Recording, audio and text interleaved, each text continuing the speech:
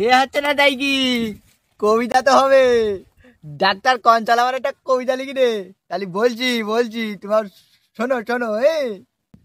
বুদ্ধি শুদ্ধি একটু কম, পাগল বানাটাই সবাই আমার ভালোবেসি ডাকে ডাবলু ভাই।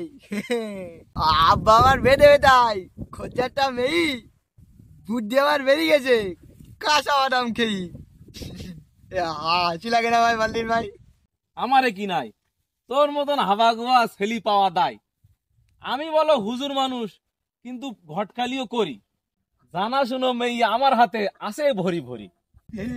পকেটে আমার বাদাম নেই ভাই, তুই শুরু কর নে প্লিজ। আমার একটা মেয়ে দেখিয়ে দে। ওকে ছাড়া ময়দা মাকে, লিপস্টিক দেয় ঠোঁটে, ওই রকম ধরনের মেয়ে যেন দেখবিনি ভাই তুই মোটে।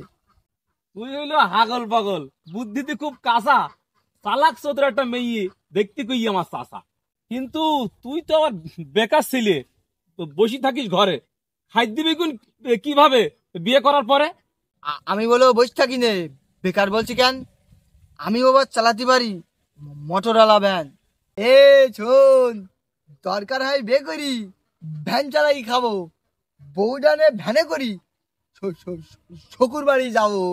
আচ্ছা ডাবলু, তুই বল তুই কিরাম মেয়ে নিবি, আর বিয়ের পরে আমার ঘট খালিপি ক টাকা দিবি? শোন, টাকা পয়সা বাড়াই দিলি মেয়ে পাবি ভালো, আর কিপটিগিরি করলি বলো মেয়ে হবে কালো। তুই ভালো মেয়ে দেখ দিন, লাগলি তোর আমি 200-300 টাকা দেবো।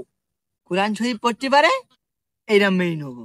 5 ওয়াক্ত নামাজ পড়ে, পর্দা করেই চলে, ডাবলুর বউ ধার্মিক, জন্য গ্রামের চাষিরা সবাই মিলি বলে। মেয়ে একটা দেখা আছে, তবে রঙে একটু চাপা। আহ, পাড়ার লোকে তাই দি সবাই ডাকে বড় আপা।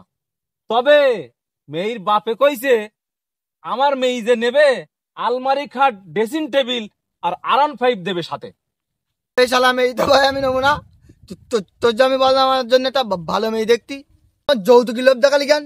আমি তো যৌতুক নেবো না। এ গুলি মারি তোর, গুলি মারি আমি তোর। ডাবলু শোন শোন শোন, ডাবলু যাস নে।